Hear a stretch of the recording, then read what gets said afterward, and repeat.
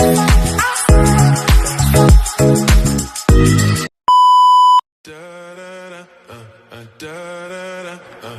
to clean your brows first before applying any product.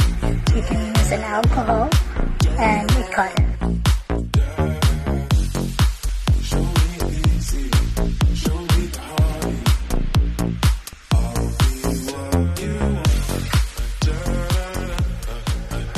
Next, you can apply any brow soap.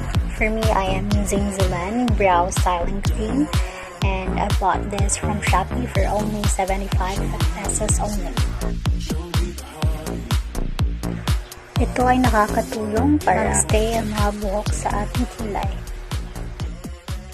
Kailangan mo munang basahin yung brush ng water or alcohol. Pagkatapos ay magkuha ka lang ng sapat na product and then i-brush mo lang sa kilay mo.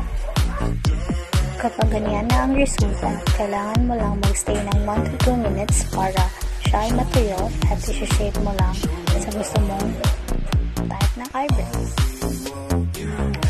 Next, I'll be using EB Pro Brow Duo Pure para lang lagyan ng kulay yung mga area na walang buhok. Next, I'll be using EB Advanced Brow Define with Puddle Brush to shape my eyebrows.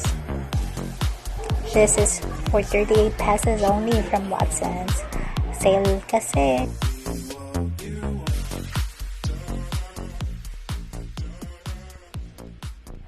After mong ma-achieve yung ganyang kulay or any desired color of your brows and shape, then you can use any foundation or concealer to clean your brows.